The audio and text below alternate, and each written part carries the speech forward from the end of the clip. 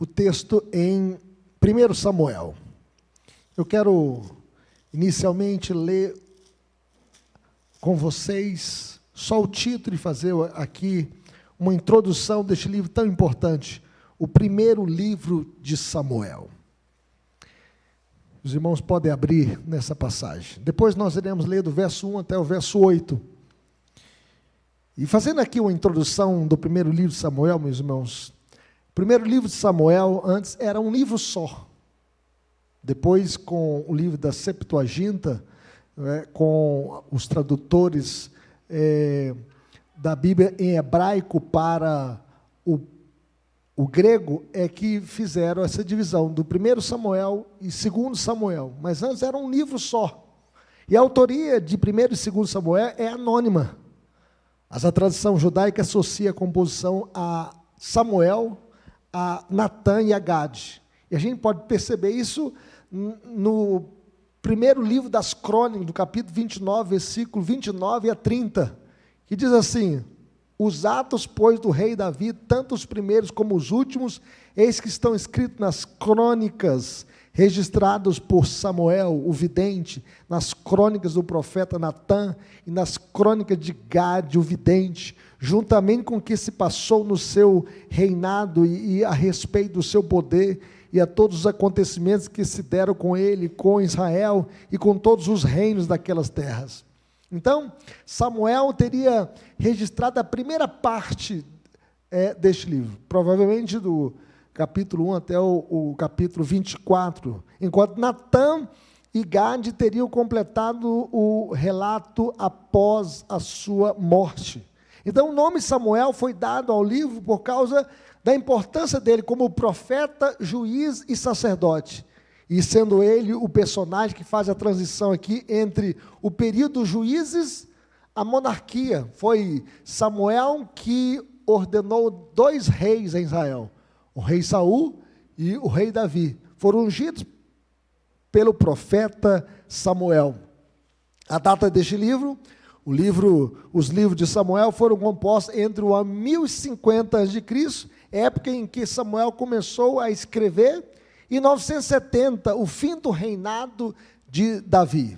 O tema deste livro é sobre a soberania de Deus. A soberania de Deus na transição de Israel dos juízes para a monarquia e a preparação para o rei escolhido por Deus.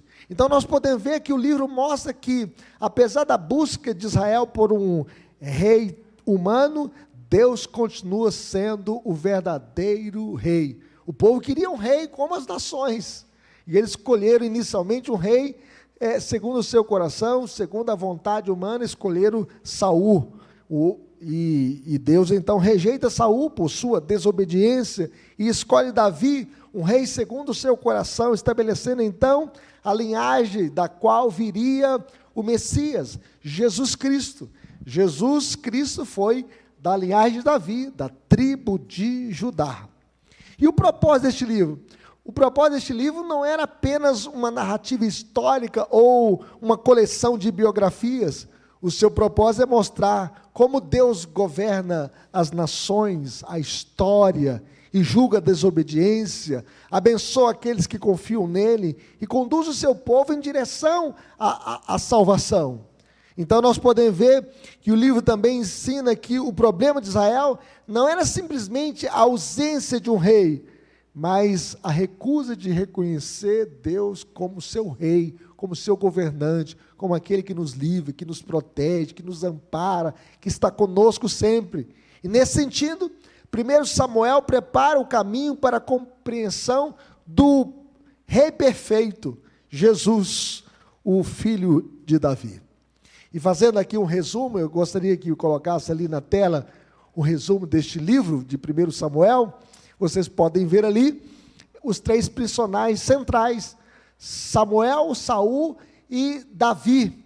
E nós podemos ver aqui esses 3 grandes movimentos. Do capítulo 1 até o capítulo 7, é um relato sobre o nascimento de Samuel. Deus levanta Samuel como profeta, Deus levanta Samuel como sacerdote, Deus levanta Samuel como juiz.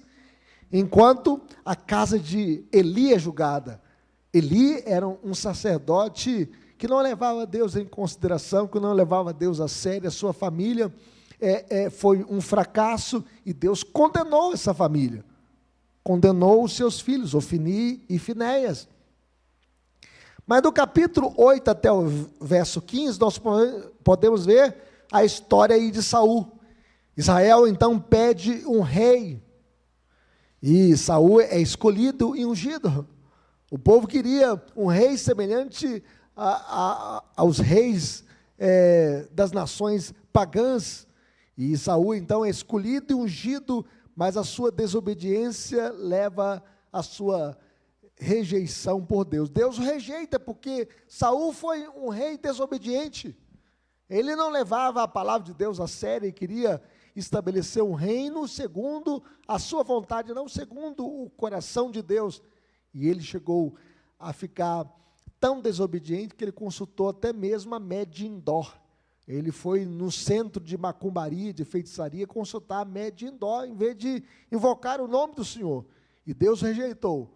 E o fim de Saul foi um fim triste, porque ele atentou contra a própria vida, ele se lançou sobre a sua própria espada. Do capítulo 16 até o verso 31, nós podemos ver Davi. Deus escolhe Davi, aquele que cuidava das ovelhas ali do seu pai, e Deus escolhe Davi e unge. Davi é ungido também por Samuel, e o jovem pastor passa a ser perseguido por Saul. Saul, ele queria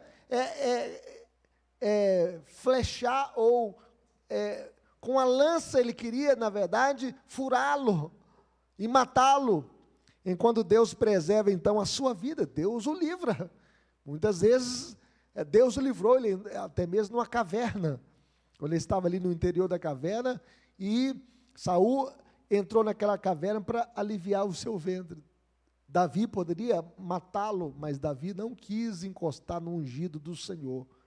Muitas vezes Deus o colocou em suas mãos, mas ele não atentou contra a vida do rei Saul. Então nós podemos ver que então Deus o prepara para a ascensão ao trono, e ele então assume o reinado de Israel, e ele é rei de Israel por 40 anos. Então, esse é um pequeno resumo, e aí nós podemos ver no outro quadro, nós podemos ver ali o fluxo do livro. Então, Samuel é o juiz que Deus levanta. Deus levantou Samuel. Saul é o rei que Deus rejeita, e Davi é o rei que Deus escolhe. E nós podemos ver que da linhagem de Davi veio o rei prometido, Jesus Cristo. Então esse é o movimento deste livro de Samuel, o primeiro livro de Samuel. Agora vamos ler o texto, o primeiro livro de Samuel, do capítulo 1 até o versículo 8. Eu convido os irmãos a se colocarem em pé. Vamos ler esse texto juntos. Eucana e suas mulheres. E o tema hoje é a esposa estéril. Diz assim o texto: houve um homem de Ramataim Zofim, da região montanhosa de Efraim, cujo nome era Eucana, filho de Jeorão, filho de Eliú, filho de Tou, filho de Zuf, efraimita. Tinha ele duas mulheres, uma se chamava Ana e a outra Penina. Penina tinha filhos, Ana, porém, não os tinha. Este homem subia da sua cidade de ano em ano a adorar e a sacrificar ao Senhor dos Exércitos em Siló. Estavam ali os dois filhos de Eli, Ofni e Finéias, como sacerdotes do Senhor. No dia em que Eucana oferecia o seu sacrifício, dava a ele porções deste a Penina, sua mulher, e a todos os filhos e filhas. A Ana, porém, dava porção dupla, porque ele a amava, ainda mesmo que o Senhor a houvesse deixado estéril. A sua rival a provocava excessivamente para irritar, porquanto o Senhor lhe havia cerrado a madre, e assim o fazia de ano em ano. E todas as vezes que Ana subia à casa do Senhor, A outra irritava pelo que chorava e não comia. Então Eucana, seu marido, lhe disse: Ana, por que choras? E por que não comes? E por que estás de coração triste? Não sou eu melhor do que 10 filhos? Que Deus abençoe. Vamos falar com Deus. Senhor, nós queremos ouvir a Tua voz, ó Deus, e queremos guardar a Tua palavra no coração. Queremos que ela possa tocar na nossa vida, ó Deus, e queremos entendê-la e aplicá-la, ó Deus, na nossa vida hoje e sempre, em nome de Jesus, para a glória de Jesus. Amém. Poder sentar, meus irmãos. A esposa estéril, Deus transforma a esterilidade em instrumento da sua graça, o que nós podemos ver nessa passagem. Imagine comigo, meus irmãos, uma terra completamente seca, sem água, sem chuva. E o agricultor, ele olha para o campo e não vê nenhuma possibilidade de colheita, porque não tem chuva, não tem água, a terra está seca. Não há brotos, não há sinais de vida, não há chuva sobre a terra. Humanamente, parece que tudo está perdido. Mas quando a chuva chega, aquilo que parecia morto começa a produzir vida. O campo fica verde, a plantação começa a florescer e vem os primeiros frutos. Há momentos em nossa vida, meus irmãos, que a nossa vida se parece com esse campo seco, sem água, sem vida. Oramos, esperamos e lutamos, mas nada parece acontecer. Tudo está seco. Há áreas em que nos sentimos espiritualmente estéreis, pouco coração, pouco fruto, pouca esperança, pouca alegria. Entretanto, a história de Ana nos ensina que a esterilidade humana pode se tornar um cenário da manifestação da graça de Deus, do poder de Deus, da bondade de Deus. E aqui, o livro de 1 Samuel começa em um período de profunda crise em Israel, porque o livro de Juízes havia terminado com a triste afirmação. Volta um pouquinho aqui no livro de Juízes, veja o que diz o último versículo do livro de Juízes. Vamos ler? Naqueles dias não havia rei em Israel, cada um fazia o que achava o quê? Mais reto. Não havia reis em Israel. Ou seja, Israel enfrentava uma crise espiritual, moral, política. Uma geração havia se levantado que não conhecia o Senhor. Essa geração desprezava Deus. O povo havia se afastado de Deus, adorava outros ídolos. Um povo que estava perdido, sem direção espiritual. E é nesse cenário que aparece uma família aparentemente comum. Eucana, Ana e Penina. Veja bem, mas havia um problema. Qual o problema que essa família atravessava? Ana era estéril. Naquele tempo, a mulher que não dava filhos era uma mulher chamada maldita, porque Deus cerrou o seu ventre. Ela não ia conceder descendência ao seu marido. A família ficaria sem filhos, sem descendência, sem uma linhagem. E essa mulher, então, era uma vexame no meio dessa família. O texto simplesmente diz que Ana, porém, não os tinha. Seu ventre estava cerrado, fechado. Sua casa era marcada pela dor, porque havia uma disputa entre Penina e Ana. Penina a provocava excessivamente. Quem sabe os filhos se reuniam: mãe, Ana não tem filhos, e a senhora tem tantos. Por que será? É porque Deus cerrou a madre de Ana. Ana chorava, Ana se lamentava, Ana não comia, Ana ficava triste, deprimida, arrasada, mas Deus estava trabalhando, meus irmãos. O nascimento de Samuel não seria apenas uma resposta à oração de uma mulher. Deus usaria Samuel para preparar uma nova era, uma nova etapa, um novo tempo na história de Israel. Ele seria o último juiz. Ia acabar o tempo dos juízes.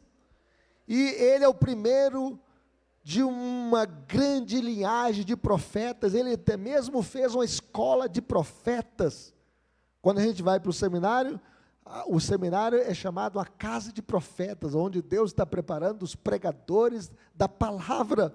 Naquele tempo, Samuel fez uma escola de profetas, e ele foi um instrumento de Deus na transição dos dias dos juízes para a monarquia e na preparação do caminho para Davi. Portanto, aquele que parecia apenas uma tragédia familiar fazia parte de um propósito muito maior. Deus estava trabalhando no oculto, no invisível, para dar a esta família um filho que ia marcar uma geração. A grande verdade dessa passagem, meus irmãos, é que Deus usa as nossas fraquezas para nos ensinar a confiar em sua graça e em seu poder. Deus usa as nossas fraquezas para nos ensinar a confiar em sua graça e em seu poder. E aqui nós podemos ver como Deus trabalha em meio à esterilidade de Ana. Também podemos aprender 3 verdades sobre a maneira como devemos enfrentar as nossas próprias impossibilidades. Em primeiro lugar, Deus pode usar a nossa dor para nos conduzir à sua graça. Vamos repetir isso comigo? Deus pode usar a nossa dor para nos conduzir à sua graça. Quem é que não tem dor na vida? Quem é que está isento da dor, das decepções, das frustrações? Ana tinha um problema que estava completamente fora do seu controle. O texto afirma que o Senhor a havia deixado estéril. Isso nos coloca diante de uma verdade difícil, meus irmãos, mas profundamente consoladora. Deus é soberano até mesmo sobre aquilo que nós não compreendemos. Deus havia cerrado a madre desta mulher. A esterilidade de Ana não era um acidente fora do controle de Deus. O Senhor estava conduzindo aquela situação para dentro do seu propósito. A condição de Ana também refletia a condição espiritual de Israel. Ana era fisicamente estéril, mas Israel estava espiritualmente estéril. Essa nação estava de costas para Deus. O povo havia perdido a sua vitalidade espiritual, porque havia se esquecido de Deus, o povo havia abandonado a Deus. Aqui existe uma importante aplicação para a nossa vida. Às vezes, Deus permite que percebamos a nossa própria insuficiência para nos ensinar que nós não somos suficientes em nós mesmos. Nós precisamos dele. Nós não somos independentes de Deus, nós somos dependentes de Deus, nós precisamos de Deus, nós carecemos de Deus, nós precisamos da mão de Deus conosco. A nossa esterilidade pode aparecer, muitas vezes, de várias maneiras, de muitas formas. Por exemplo, uma vida de oração enfraquecida. Tem gente que não consegue orar, não consegue buscar a Deus, estão frios, apáticos, caídos, quebrados. Uma família espiritualmente distante, filhos rebeldes, famílias quebradas, uma igreja que perdeu o seu fervor, que já não faz mais missões, que já não investe mais na obra missionária, que já não oram mais, um povo que não busca Deus, um ministério sem alegria. Às vezes você assume um cargo na igreja, mas não tem alegria da presidência de alguma sociedade interna, de ser professor na escola bíblica dominical, uma alma cansada, um coração que perdeu o prazer de ler a palavra de Deus, de meditar na palavra do Senhor. E quando percebemos a nossa incapacidade, meus irmãos, nós somos chamados a voltar para Deus, nós somos chamados a buscar ao Senhor. É tempo de voltar para Deus, e Eucana fazia isso. O texto diz que mesmo vivendo em um período de grande decadência espiritual, porque o povo estava numa decadência espiritual, ele subia da sua cidade de ano em ano a adorar e a sacrificar ao Senhor dos exércitos. Veja bem que essa expressão, Senhor dos exércitos, né? Eu pensei no exército de soldados, exército de estrelas, exército de anjos. O Senhor é o Senhor dos exércitos, o Deus soberano. Veja bem que no capítulo 1 nós podemos ver como Deus domina a história. No capítulo 1 nós vemos a palavra Senhor com todas as letras maiúsculas 23 vezes. Do capítulo 1 até o capítulo 3, nós vemos 60 vezes a palavra Senhor. Ele é o Senhor da história, o Deus soberano. A situação da nação não impediu de buscar o Senhor. E esta é uma grande lição para nós, meus irmãos. Não devemos esperar que tudo esteja bem para buscar a Deus. Quem sabe você vem à igreja arrastando, mas não deixe de buscar a Deus. Quem sabe você passa os momentos mais difíceis da vida, mas que você possa buscar o Senhor. No Antigo Testamento, meus irmãos, o sacrifício apontava para a necessidade de expiação. Naquele tempo eles faziam o altar e ali matavam um novilho, matavam um cordeiro, e derramava aquele sangue numa bacia, passava nos umbrais da porta, e eles faziam o sacrifício. Aquele sacrifício apontava para a cruz. Hoje nós olhamos para algo muito maior, nós olhamos para Jesus, o Cordeiro de Deus que tira o pecado do mundo. Nós precisamos do Redentor, nós precisamos do Resgatador, nós precisamos de remissão de pecados, e o único que pode nos remir de todos os nossos pecados é o sangue de Jesus. A alma espiritualmente estéril não precisa primeiro produzir frutos para depois se aproximar de Deus, ela precisa aproximar-se de Jesus. A Bíblia diz o seguinte: se andarmos na luz como Deus está na luz, mantemos comunhão uns com os outros, e o sangue de Jesus nos purifica de todo pecado. Na cruz, meus irmãos, nós encontramos perdão para o pecado, graça para o quebrantado, e vida para aqueles que nada podem produzir por si mesmos. Jesus diz que sem mim nada podeis fazer. Cristo não veio procurar pessoas que tinham recursos espirituais, Ele veio para buscar pecadores que não podiam salvar a si mesmos. Ele veio buscar e salvar o perdido, assim como fez com Zaqueu. O Filho do Homem veio buscar e salvar o perdido.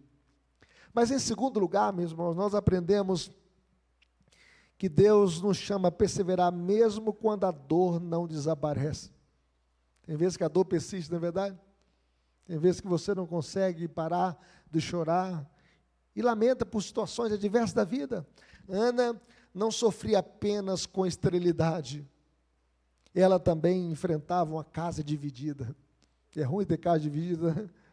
Às vezes nem todos na sua casa são crentes. Às vezes alguns estão até desviados dos caminhos do Senhor. E Eucana aqui tinha duas mulheres, Ana e Penina. Veja bem que a bigamia, ela era tolerada, mas não era o ideal de Deus. O que Deus fez lá no jardim do Éden foi para Adão uma mulher. Não é bom que o homem esteja só, fale, é uma auxiliadora que ele seja idônea. Mas Eucana aqui, como Ana não tinha filhos, ele arrumou Penina, para suscitar descendentes da família. Penina tinha filhos, enquanto Ana não tinha. E este lar ficou dividido. Duas mulheres debaixo do mesmo teto. Uma tinha muitos filhos, e a outra estava arrasada emocionalmente, porque o seu ventre não produzia filhos, ela era estéril. E Penina usava essa situação para ferir. Tem gente que é abençoado, mas usa a bênção para pisar no outro, né? Para se orgulhar. Penina, em vez de consolar Ana, ela usava a sua condição de mãe, de ter muitos filhos, para irritar e pisar em Ana. O texto diz que a sua rival a provocava excessivamente para irritar. Tem gente que é terrível, não é verdade? Tem gente que quando vê a ferida no outro, em vez de passar uma pomada, ele joga limão na ferida.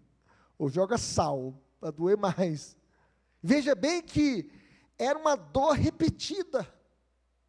Ana sofria nas mãos aqui de Penina, que irritava.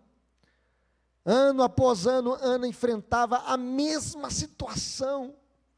E o resultado era devastador. Assim, o fazia ele de ano em ano, e todas as vezes que Ana subia à casa do Senhor, a outra irritava. Já pensou? Você vai para a igreja, sofrendo perseguição, irritação, de alguém que poderia ajudá-la em oração. Falou, vou orar por você. Você vai para a igreja, eu vou orar por você. Para que Deus possa ouvir o seu clamor e te dar filhos. Mas a outra irritava, a provocava, pelo que chorava e não comia. Perceba, meus irmãos, algo importante. Ana continuava indo a Siló. Siló ali é o lugar onde o povo de Deus se reunia no templo. Em Siló. Ela estava ferida, machucada, mas continuava buscando o Senhor. Ela ia para a casa de Deus. Ela chorava, mas continuava indo à presença de Deus.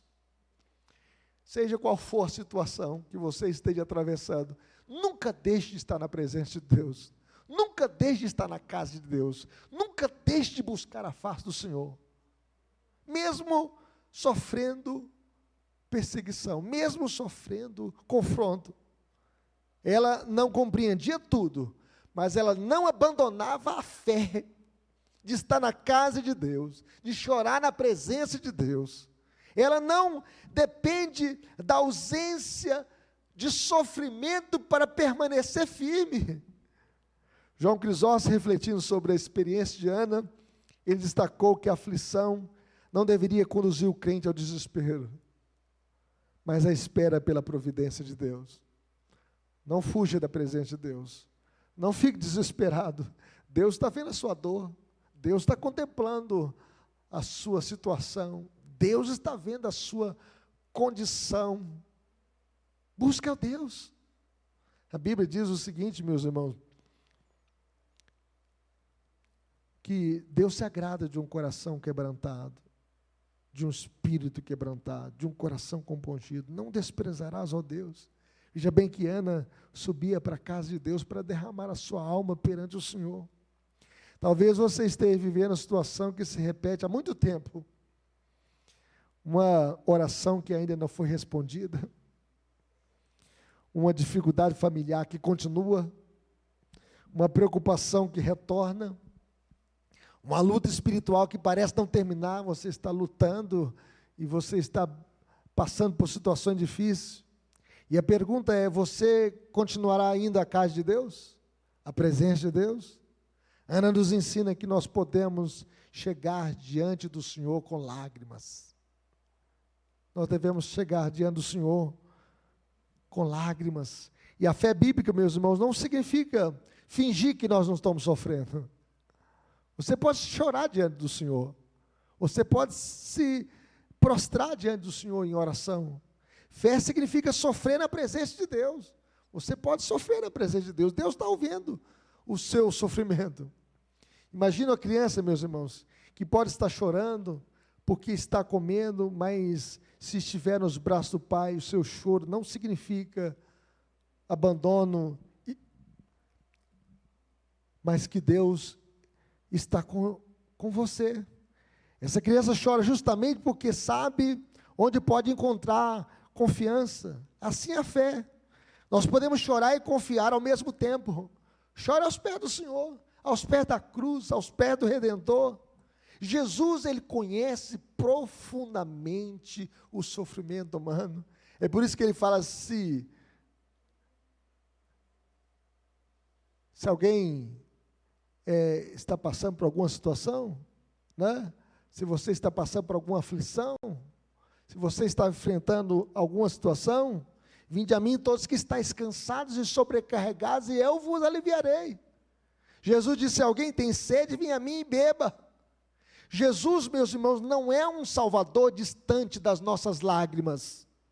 Cristo, ele chorou diante do túmulo de Lázaro. O texto diz: Jesus chorou. Cristo experimentou rejeição, ele veio para o que era seu e os seus não receberam. Cristo enfrentou abandono, dor, angústia. Jesus, ele sentiu sede, frio. Jesus, ele sentiu angústia. No Getsemane, ele derramou a sua alma diante do Pai, e ele diz: Pai, se queres, passa de mim esse cálice, contudo, não se faça a minha vontade, sim a tua. Jesus conhece a dor humana, e Jesus, ele chegou a suar gotas de sangue no Getsemane, e na cruz, ele levou sobre si o nosso pecado. A Bíblia diz que ele levou sobre si as nossas dores, as nossas enfermidades. Ele foi traspassado pelas nossas transgressões, ele foi moído pelas nossas iniquidades. O castigo que nos traz a paz estava sobre ele, e pelas suas pisaduras fomos sarados. Portanto, meus irmãos, quando nós sofremos, nós não estamos diante de um Deus indiferente. Por exemplo, Penina era indiferente à dor de Hana. Pelo contrário, nós podemos ver ainda que ela pisava em Ana, no sentimento de Ana, irritando-a. Nós estamos diante do Deus que em Cristo entrou na nossa história e carregou a nossa dor. Por isso nós podemos levar ao Senhor a nossa dor, as nossas decepções, as nossas frustrações, devemos apresentar diante dele tudo. Mas veja bem, em terceiro e último lugar, meus irmãos, nós aprendemos aqui nesse texto que a nossa verdadeira esperança está no amor e no poder de Deus. Finalmente nós encontramos uma palavra de Eucana. Veja o que diz lá o verso 8. Vamos ler esse versículo comigo? 1 Samuel 1,8, o que diz aqui? Então Eucana, seu marido, lhe disse: Ana, por que choras? E por que não comes? E por que estás de coração triste? Não sou eu melhor do que 10 filhos? Parece que Eucana era insensível, né? A dor de Ana. Ele amava. E ele diz: por que choras? E ela estava chorando porque era estéril. Ela queria ser mãe. Por que não comes? E ela estava sem comer porque estava aflita. Porque está de coração triste. E ele se sentia aqui um super-homem, né? Não sou eu melhor do que 10 filhos? Eu sou melhor para você do que 10 filhos? Eucana amava Ana. Ele percebia a sua dor. Sua presença e o seu amor eram importantes. Mas Eucana não podia resolver o seu problema fundamental. Ela queria ser mãe. Ele podia amar Ana, mas não podia abrir o seu ventre. Podia consolá-la. Podia dar o melhor presente. Veja bem que ele dava a porção dobrada para Ana, mas não podia realizar o milagre. Não podia conceder filhos para Ana. Podia estar ao seu lado. Podia amá-la mais do que Penina, mas não podia fazer aquilo que somente Deus poderia fazer. Por isso, meus irmãos, a esperança definitiva de Ana não estava em Eucana, seu marido, mas no Senhor. Ela confiava no Senhor. E Deus começa sua obra justamente onde os recursos humanos terminam. E esse é um padrão recorrente nas Escrituras, meus irmãos. Vamos pensar nas mulheres estéreis da Bíblia. Por exemplo, Sara. Sara era estéril, mas Deus lhe deu Isaac. Com quantos anos? 90 anos. Vocês já viram uma mulher de 90 anos dar à luz? Sara é um caso desse. Deus fez um milagre na vida de Sara. Rebeca também era estéril, mas Deus respondeu à oração de Isaac. Sabe quantos anos Isaac orou pela sua esposa, para que ela fosse mãe? 20 anos de oração. 20 anos orando por Rebeca. E Deus lhe deu 2 filhos gêmeos, Esaú e Jacó. Raquel também era estéril, mas Deus se lembrou dela e lhe deu José, e depois Benjamim. Ana era estéril, mas Deus lhe daria Samuel. Essas histórias, meus irmãos, revelam uma verdade. Deus não depende da capacidade humana para cumprir os seus propósitos. Deus é soberano. E isso aponta para o Evangelho. Isso aponta para a graça de Deus. A salvação acontece onde os recursos humanos terminam. O pecador não pode produzir a sua própria salvação. Deus aceita o nosso culto e nos aceita na sua presença por causa da sua graça. Nós não podemos salvar a nós mesmos por obras, por religiosidade, por esforço, por mérito. Deus faz aquilo que nós jamais poderíamos fazer. Deus salva pela sua graça. Pela graça sois salvos mediante a fé. Isso não vem de vós, é dom de Deus. Deus faz o ventre estéril gerar filhos, assim como faz o coração sem vida crer. Ele dá vida aos mortos. Ele nos deu vida, estando nós mortos em nossos delitos e pecados. Ele transforma pecadores em filhos. Ele faz nascer fé onde havia esterilidade. Cristo, meus irmãos, é a nossa esperança. Cristo é a nossa esperança. O maior milagre não foi o nascimento de Samuel. O maior milagre da história da redenção foi a encarnação do próprio Filho de Deus.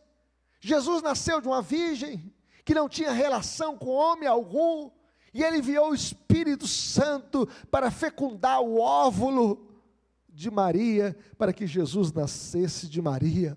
Humanamente falando, a concepção de Cristo era impossível. Porém, o anjo declarou: porque para Deus não haverá impossíveis em todas as suas promessas. O Deus que abriu o ventre de Ana, meus irmãos, é um Deus que enviou Jesus ao mundo para salvar-nos de todos os nossos pecados. O Deus que levantou Samuel para preparar Israel é o Deus que enviou Jesus para salvar definitivamente o seu povo. Samuel apontaria para Davi. Davi apontaria para o rei prometido, e a promessa encontraria o seu cumprimento perfeito em Jesus Cristo, o verdadeiro rei. Portanto, a nossa esperança não está simplesmente em receber aquilo que nós pedimos. Jesus diz: o que pede, recebe. Eu e a Kelly, quando nos casamos, nós levamos 7 anos para ter a Kathleen. E ela descobriu que tinha endometriose, fez o tratamento durante 7 anos. E fez 2 cirurgias, tirando a endometriose. O médico falou: olha, não tem jeito, né? Você tem endometriose ainda. E quando ela ia induzir a ovulação, o médico perguntou: você menstruou? Não, não menstruei esse mês não. Então vamos fazer o ultrassom. E aí quando fez o ultrassom, o coraçãozinho da Keké estava batendo no ventre dela. Deus é esse Deus que responde às nossas orações. Muitas vezes nós choramos diante de Deus, pedindo. Às vezes as pessoas pensavam na igreja que a gente não queria evitar filhos, não queria ter filhos. Nós queríamos ter filhos, para a glória de Deus. E Deus mandou a Ketra. E depois de 2 anos mandou o Marcelinho. Deus é esse Deus que responde às nossas orações.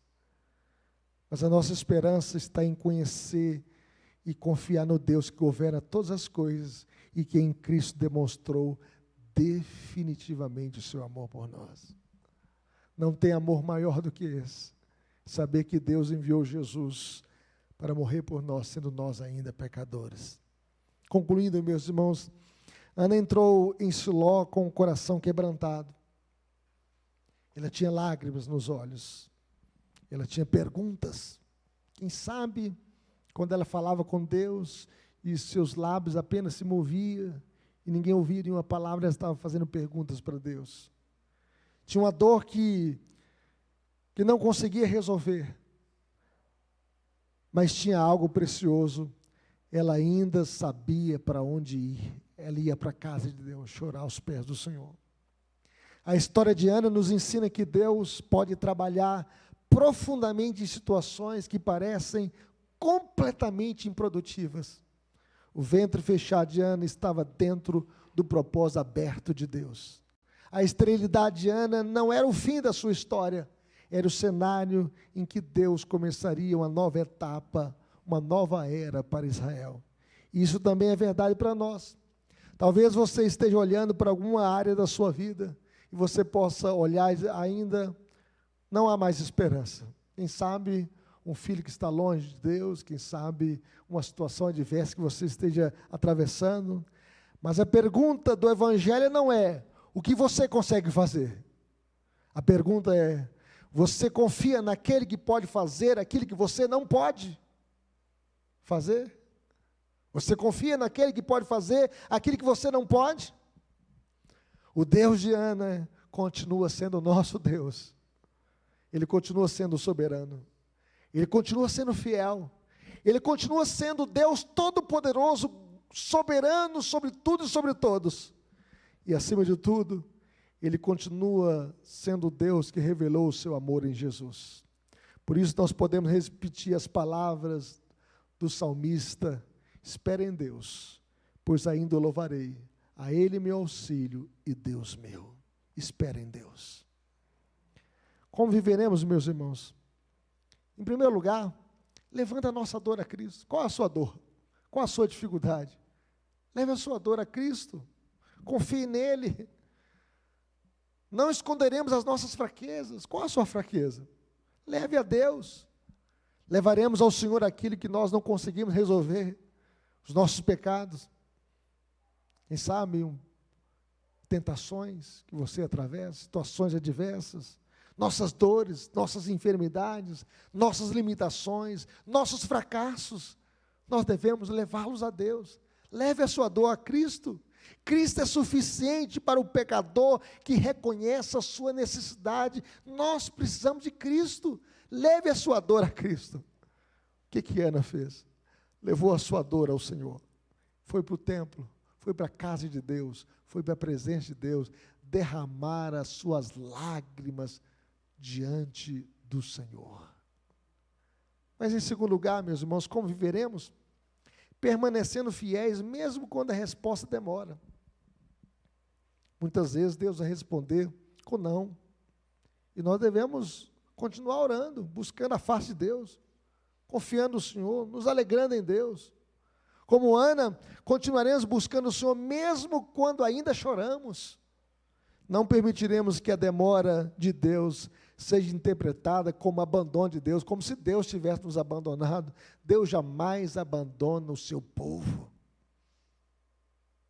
Deus está sempre conosco. Nós devemos esperar a sua providência e devemos permanecer firmes até o final, confiando no Senhor.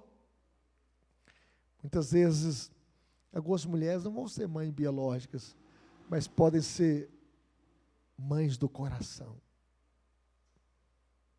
mães intercessoras, mulheres que podem ser bênção na vida, como a irmã em Valadares que fundou o Somerhel. Ela foi mãe de muitas crianças, mães do coração. Nós devemos esperar na providência de Deus e devemos permanecer firmes no Senhor até o final das nossas vidas. Como viveremos, meus irmãos? Em terceiro e último lugar, confiando no Deus que transforma impossibilidades em instrumento de sua glória. Não colocaremos a nossa esperança na capacidade humana. O Deus que fechou e abriu o ventre de Ana é o Deus que ressuscitou Jesus dentre os mortos e um dia Ele completará a sua obra em nós. Nós cremos no Cristo ressurreto. E esse Cristo ressurreto foi assunto aos céus e hoje está à direita de Deus Pai, intercedendo por nós como homem e como Deus. Ele está presente aqui conosco para enxugar as nossas lágrimas, para nos fortalecer na caminhada da vida. A nossa esperança, meus irmãos, está em Cristo, até o dia da sua volta, quando toda esterilidade, toda dor, todo sofrimento darão lugar à plenitude de sua vida e da sua glória. E nesse dia glorioso, nesse dia final, Ele enxugará dos nossos olhos toda lágrima e Ele vai colocar um ponto final em toda a nossa dor. Que o Senhor nos abençoe.